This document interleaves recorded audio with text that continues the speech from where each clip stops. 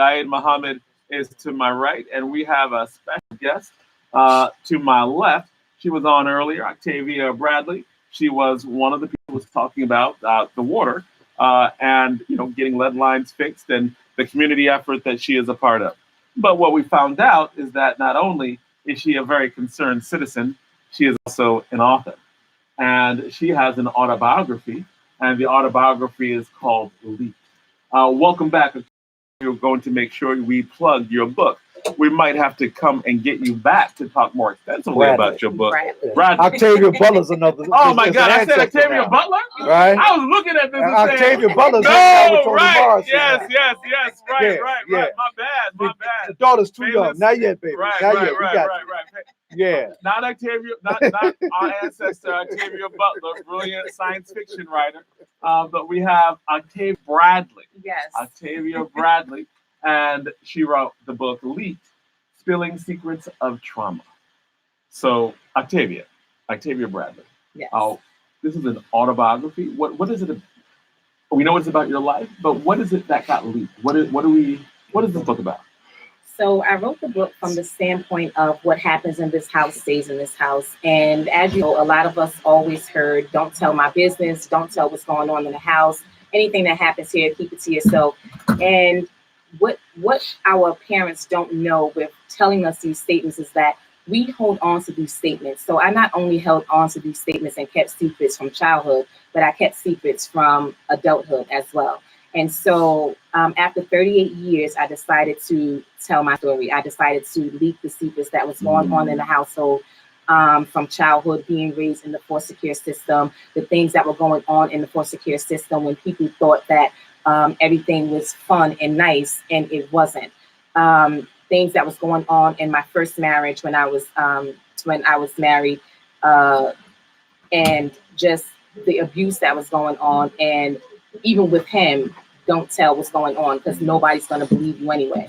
And so holding on to these different secrets made me not a bad person, but made me just like the people I didn't want to become, in a sense of being aggressive, always angry, cursing all the time at the children, and just not being truthful about who I was. Like so trauma begets trauma. Trauma, yes. And so leaving the house, leaving out the house and facing the people with a smile, but then coming back in the house with so much turmoil on the inside and being so bitter and angry. So I decided to tell my story because we have so many people out in the world who's doing the exact same thing, and we look at them like they're just living their best life, and they're not. So you're saying that it's part of, people talk about it being more trauma informed. Yes. About like the things that are going on in our own homes and community. How did your family react? Like, what was the reaction to that? Oh, they were angry. They were so angry. So when I had my first book signing, more than half of my biological family came to this book signing, and they were buying tons. I made so much money that weekend. They were buying books upon books. They were buying books for other people.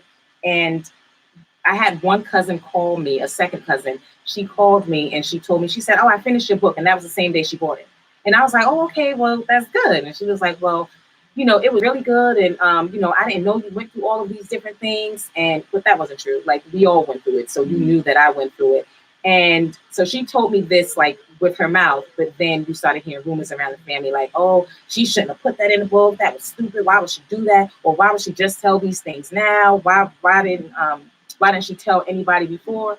The same reason why you still didn't tell anyone, and you're still angry that I told my story and you're still suffering in yours. Octavia, where did the book take you? Where are you now in your life? Oh my goodness. I am so beyond this phase of playing victim. That's what I call it. When you know better, you do better. And when you can begin to heal and you have the proper tools to heal, that's what you should do. So right now, I wrote my second book called Revealed to Heal, Working from the Inside Out. And I also started my own company called Revealed to Heal Consulting Services, where we provide mental health services, one-on-one counseling, group counseling, women in groups therapy. So you've become a clinician. Tell us those steps you took. Yes, actually, that's great, right? So school has always been an outlet for me. So I finished school. I earned my master's degree in psychology, earned my marriage and family therapist degree, working on my supervision now to, be licensed in the state of New Jersey. And it was just, focusing and knowing what I wanted out of life. So it's not, the steps are not hard. You just got to go to school and go through the process of make going the to school. investment. Right. But you have to have the passion, right? Mhm. So, and that's where I am. I've been in the social service field for over 15 years. Just resigned from DCPMP 2 years ago after being there for almost 10 years. What's DCPMP? DIFAS. It's formerly known as DIFAS, Okay. Department of Child Protection and Permanency. Right. And so, resigning from there for almost 10 years, I said, I still have a passion for this, but I just need to do it in a different capacity. I need to do it in my own way. That's going to help the families before we get to DCP. Right. So it seemed like at every point in your life, you were dealing with this in one way or another. Yes. What is there about therapy that you want the community to know? And how does this book help? That therapy is not just for, therapy is for everyone. And a lot of African Americans believe that therapy is not for African Americans. No, it's for everyone, and it can benefit everyone.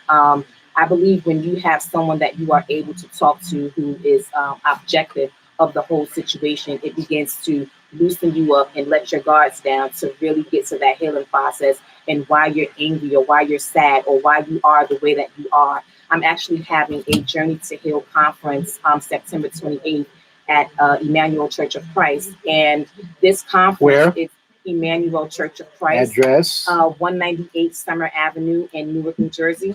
And this conference is going to help people recognize and release each vicious episode attacking life to help every aspiration live, which means it's going to allow you to break the chains. It's going to allow you to break the cycles of abuse.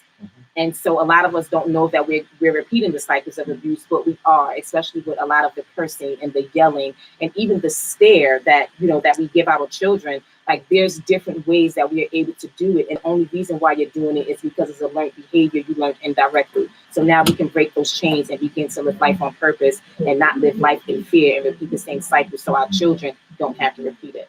Go ahead, John. Oh, I was going to say like I was just having a conversation with one of our frequent co-hosts, Chris Randall, and the conversation we had, and I believe that we Black, we all need therapy, right? Because there's so much. 400 years. Right. Yes. Right. Almost 300 of the most colossal criminality and terror and abuse that the world has ever seen, that no one is willing to take responsibility for. Absolutely. Yet, we got a whole lot of healing to do. Right. Yes. And in ways that we don't even fully realize, right? Like I'm a debate coach. One of the stories I tell is that I deal with so many other kids' trauma, right? Like that we need it not just for our aggressive behaviors or our behaviors that are pointed outward. We also need it for our behaviors that are like self-destructive inward. Like we have so many self-destructive habits and self-destructive things that happen that we absolutely have to, I think. One of the things that in the conversation is we need so much therapy that of all of us who needed therapy got it, there's just not enough therapists. Right? There are not enough therapists in our community. Well, that's a perfect segue for what I was going to ask you. What positive feedback you got? What kind of positive feedback have you gotten? And what could you say to young men who need help and who are open to listening? Because I'm constantly recruiting social workers and psychiatrists for our work on the ground, on these streets of the North Anti-Violence Coalition. And we have a shortage of African-American males in the field. Yes. And so I would just tell, just like I tell my students, I teach at Montclair State and I teach at Essex County. So you teach? Yes, I do. Well. I teach psychology. And I tell my students all the time, I was grateful that the schools saw my book worthy enough to actually incorporate it within the syllabus of the classes. Very good. So, so every student has to read this book and write a reflection paper. And so the feedback that I get is that I didn't know that you went through this. Like you don't look like what you've been through. You hold it all together. Yeah, you hold it all together. You're so strong. Yeah, because we walk around with secrets. It's because we walk around with secrets. And so with me just being able to share my life story, not only in my book, but people actually hearing me speak about it, like they feel so relieved and liberated. And all people of all colors, they come to me and say, listen, can I come to you for therapy? Can you help me? Can I talk to you? And I get so much positive feedback from this book alone. It's just awesome. Very good. Because this book is part of your healing, but you also help heal others. Yes. Now, is what you're running, is it a nonprofit now? Like, tell us more about this. Like I know you said you just started it. Tell us more about the nonprofit. Where can people find you? So I am located at 60 Evergreen Place in East Orange, Suite Right around the 901. corner from you. Yes. Mhm. Okay. Yes, and we are a family for family. So our corporation is family, and we have been in social services for over 25 years, and we have been through it the exact same thing that you're coming in here to talk to us about. Each and every one of our members have been through it. So we have licensed clinicians, licensed social workers, certified social workers. Right. So we are definitely here for the people. No, if I'm like if I don't have much money, if I come in, We have health insurance. We do take all health insurance, Medicaid, Horizon Blue Cross Blue Shield, United Healthcare. We take health insurance as well. We actually partner with Prodigal Sons and Daughters Mental Health Behavior Services. So if you're familiar with Prodigal Sons and Daughters, okay, so it's a mental health behavior services agency, provides the same services that we provide. They take it a step up because they also provide substance abuse counseling and substance abuse behavior management within the same location, 60 Evergreen Place, East Orange, second floor. Okay, that's great. So so I can just come in, health insurance. How about if you have students and like how would kids under 18 would they be able to access health care through you? Under 18, they would Right. have to come in with their parent. And so 9 out of 10, if you're under 18, you should have health insurance through your parent. And if you do not have health insurance, then we will work with you so you are able to obtain health insurance. Yeah. What would you do for kids who just feel uncomfortable? Like therapy is always a stigma, and there are students that I've had whose parents actively did not want them to get therapy. That's just an impossible situation. What recommendations do you give there? I would tell them, one thing I would tell people to do, and people don't like doing it all the time, I would tell people to write, or I would tell people to record what it is that they're feeling. Because a lot of times people just need to get things out. And so if you have a parent who's not willing to take you anywhere, who's not willing to do anything, I would tell people to begin to write and to begin to speak about it, even if you have to record it.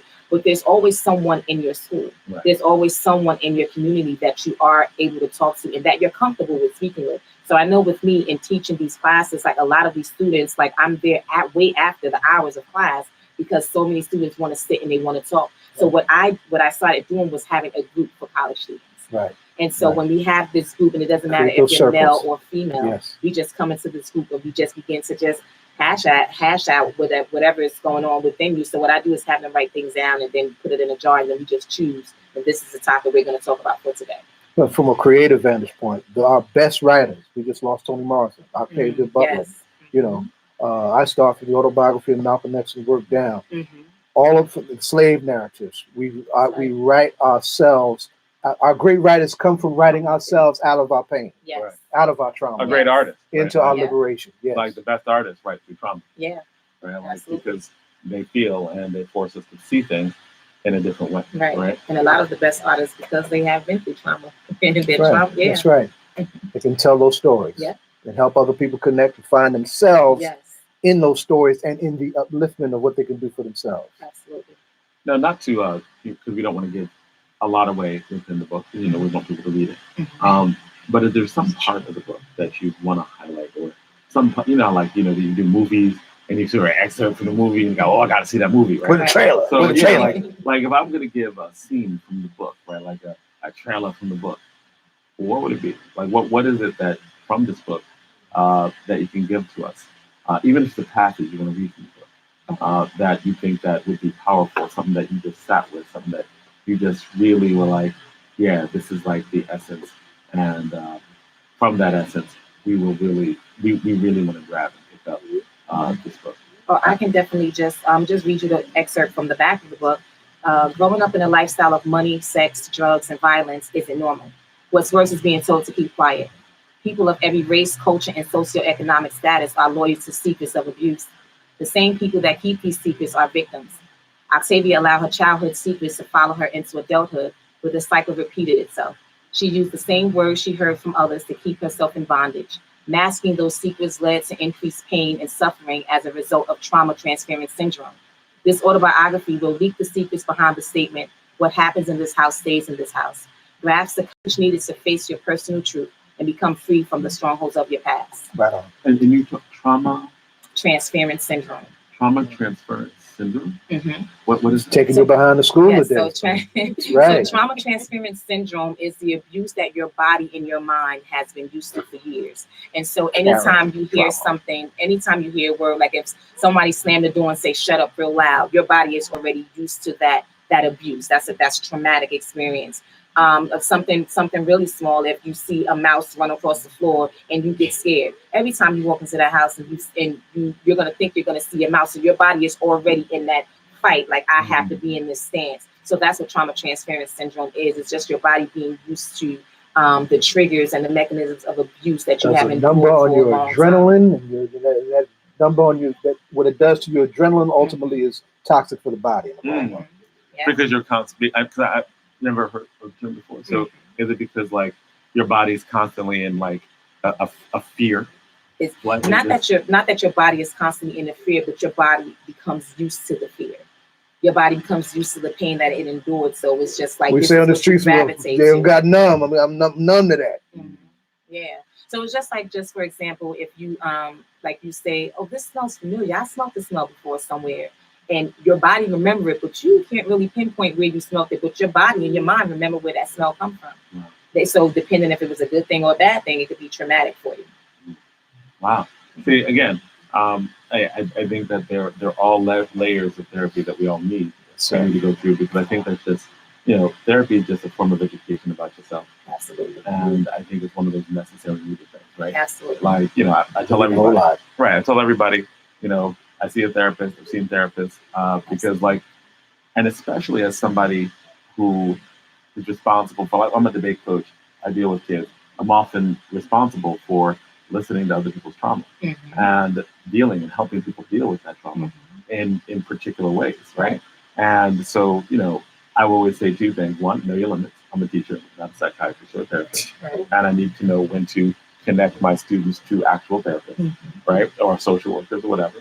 And secondly, know my limits, right? Like I gotta sometimes, do me. I need to see a therapist. I need to get a full body massage, right? I need to probably not doing that much, but because if you don't really take care of yourself, you end up with self-medication, right? And that's something often to be, it's the numbing. It's not the numbing. That's right. Right. The numbing and the carrying and then the continuing of the cycle. Absolutely. Well, we are reaching an end. We got the little flip sign that we have. Madam Kim has spoken. Right, and so we just asked you who your favorite hip hop artist is, so we won't necessarily do that again. But I will say this: we're gonna have to get you back, and we're gonna have to get you talking about your second book. And I think we need to really have some more shows that are dealing with mental health and self-care. We bring Keisha Erie on all the time. Keisha Erie, she's our chair the Newark Anti-Violence Coalition. Right, many hats, because I totally forgot about that. I was thinking about the social worker and the Shawnee Center. All of that. Yeah, so all of that. But when a lot of times, my knowledge of being trauma informed often comes from these conversations. Right. So we're definitely going to have you back. Thank you. I think what you're talking about is valuable. It's important. I appreciate it. I learned from it. And I'm going to have to buy a book on Amazon. It's always an honor for me to buy books of people who I know. So I can say I know you now. And I'm going to buy your book on Amazon. Thank you. And just remember, this month is Suicide Prevention Month as well. That's right. Next month is Domestic Violence Awareness Month. Yes, it is. Well, and so that is something we will have, right? And maybe we need to have you on for some of those as well. So yeah, we're going to see you again. We got your information. Well, and I'll get your information to make sure that we stay in touch and to make sure that we can bring it back. So thank you very much for this today. I'm glad. Thank you for having me. Thank you, Felicia and Adrian. And thank you, Felicia and Adrian, for telling us about our book. Circle of Sisters. Right? Appreciate that. Circle of Sisters doing their thing. Absolutely. Yes. Lift each other up. That's right. Absolutely. Making sure the water's safe, making sure the books are there. Make sure ain't nobody this is really a family. You looking out for each other. That's right. Don't come in there no lies. Absolutely. So we're getting ready to close out. Any shout outs? Anything that you want to shout out? Two giants have just fallen. Robert Mugabe, aged 95, took the land back from white settlers in Zimbabwe. The other side hates him for it, but Africa loves him for it. Okay. I want to make that plain. The late Gladys Glower 96 years old. Newark pioneer of the arts, mother of Tony Baskerville and mother of a whole lot of young artists in this town. All the great artists in this town take off their hats to the late great Gladys Grauer. Next week, Gladys the 20, Grauer passed away? yeah, just yesterday. Just yesterday. There was a gotta film reach out to shown Tony. for her today, Right. Being Gladys. That was for the Newark Arts Festival. When Tony was last month, we talked about that film. Yes, it's done. It's out. It's a good film. And we need to talk about doing a show on this great artist. Just like we did for Jerry, right? Absolutely. I want everybody to hold September 21st. We're on the streets to raise hell about this joke in the White House called Trump. Trump must go. The bum? 12 o'clock. You mean the bum? That's right. LeBron James, you're right. That's right. September 21st, 12 noon, Lincoln Monument. Turn up the volume. Get this crazy ballhead out of here. All right. Any more shout outs? Any more shout outs? DJ Rana, you were so amazing, as always. Any shout outs from you? Shout out to Rhapsody for that amazing album. Yeah, definitely big up to Rhapsody for that album. Eve, it's out now. Check it out. Eve, the It's first real black strong, woman. Strong for the sisters, and it's strong for the people, period. Yeah, In general, it is. you know what I mean? Every song on the album is named after this different sister that inspired her. Wow. Like she got Nina, she Right got on, Oprah, right on. she got Serena. Wow. And she also has Michelle. our own Queen Latifah spitting the verse on it. Oh, Queen Latifah is amazing on that. Yeah. Even got the People like, forget about the East Orange Queen. beat. Mm-hmm. Yeah, man, UNITY. The only announcement I have is just that next week Friday I won't be here. I'll be down at the Black Congressional Caucus. Yeah, Madam Donna hooked Oh, you that's up. right. Yeah, That's yeah. right. That's Right right. on. You be spinning.